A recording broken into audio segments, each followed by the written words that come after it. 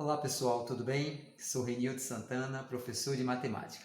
Vamos dar continuidade ao nosso vídeo e agora eu vou falar sobre gráficos, crescimento e decrescimento e algumas outras possibilidades. Estão preparados? Vamos lá!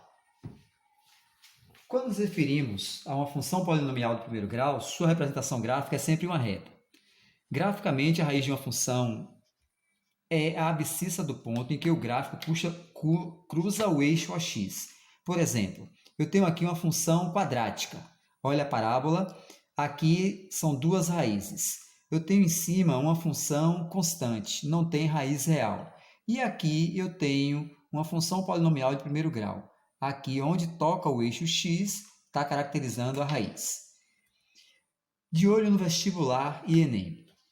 Mackenzie, São Paulo. Considere a sentença abaixo relativa à função y igual a f de x, definida no intervalo de menos 3 a 11,5 e representada graficamente na figura.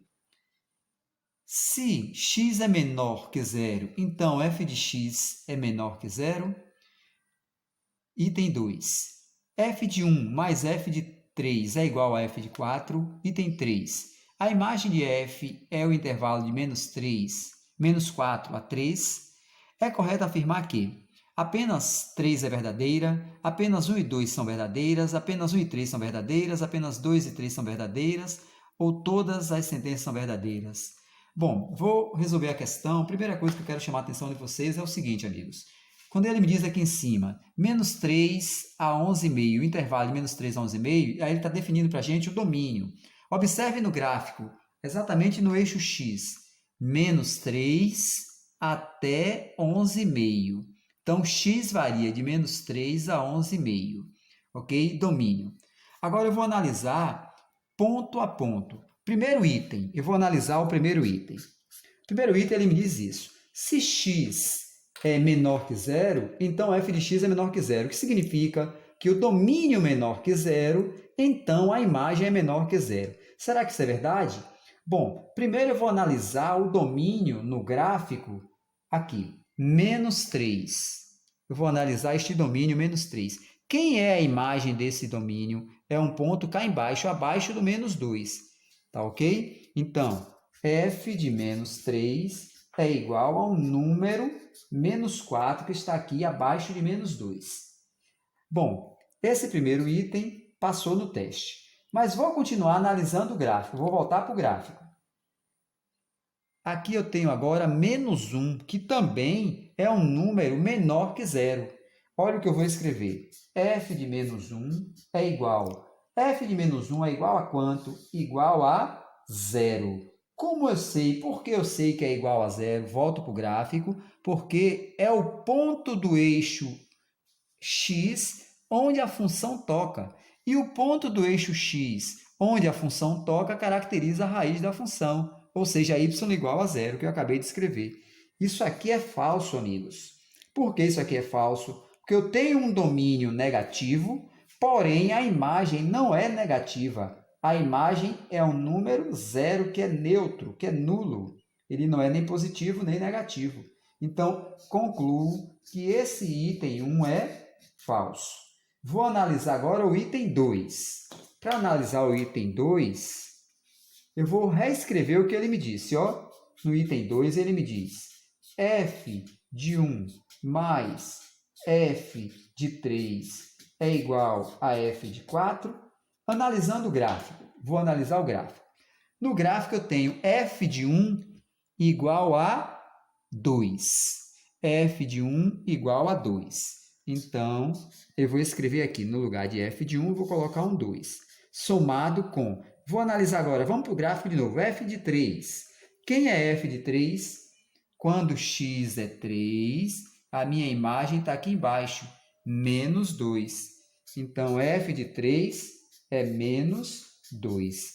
Bom, vamos aqui agora analisar o f de 4. Vou voltar para o gráfico, tá? Voltando para o gráfico, eu tenho o seguinte. f de 4, quando x é 4, está aqui. Quem é a imagem? Bom, como no ponto 4 o gráfico toca o eixo OX, significa que y é zero. Então, meus amigos, f de 4 é igual a zero. Verifique comigo. 2 somado com menos 2, isso é igual a zero? Verdade para o item 2. Bom, para concluir a questão agora, é só analisar o item 3, que não tem cálculo. Como eu disse, é apenas analisar. Olha o que ele me diz. A imagem desta função é o intervalo de menos 4 até 3. Bem, amigos, toda vez que eu falei de domínio, eu analisei, eu observei o eixo x. Agora que estou falando de imagem, eu vou analisar que eixo? O eixo y. E verifiquem, eu já comentei que isso aqui vale menos 4. Apesar de não estar escrito, subentende-se que é menos 4. Por exemplo, olha a distância de 0 a 2, é a mesma distância de 2 a alguém. Quem é esse alguém? É o menos 4, que varia de 2 em 2. Então, aqui é menos 4. Ok, para o menor valor. E o maior valor da imagem está aqui em cima, é o 3. Então, é verdade que nossa imagem é de menos 4 a 3. Isso também é verdade. O que nós podemos concluir, então? Bom, eu vi primeiro que o 1 é falso, que o 2 é verdade e que o 3 é verdade. Ou seja, só tem uma opção que casa com isso, é a opção D. Apenas 2 e 3 são verdadeiras. Uma questão fácil, uma questão que não tem dúvidas, tá certo? Basta analisar o gráfico. Pouco cálculo e muita atenção, ok? Vamos seguir. Agora vamos falar da classificação das funções. Classificação das funções, primeiro eu vou falar da função afim. São funções que relacionam duas grandezas em que a variação de uma é proporcional à variação da outra.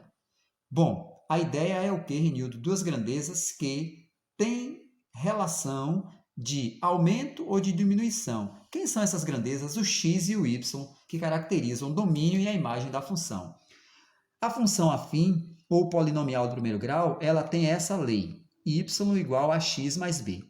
Esses números que aparecem a e b estão contidos no conjunto dos números reais. E uma outra coisa muito importante, o número a sempre é diferente de zero. Pergunta para mim, por que é diferente de zero, Reni? Simples. Se o a for zero, esse termo vai sumir.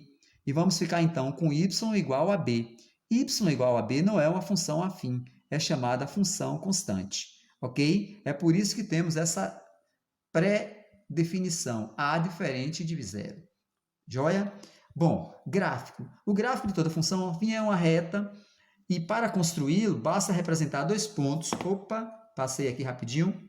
Dois pontos no plano cartesiano e traçar uma reta que passa por eles. Está aqui o que eu acabei de lhes dizer. Eu tenho o plano cartesiano, tá? Dois planos cartesianos. No primeiro eu representei uma função com o a maior do que zero. Então, essa função vai ser crescente.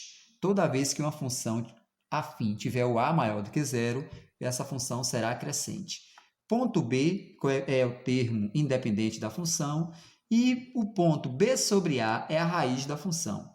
Aqui agora eu tenho A menor do que zero. A menor do que zero caracteriza uma função decrescente. Mas também, olha, o B constante e o B sobre A, que é a raiz da função. Ok?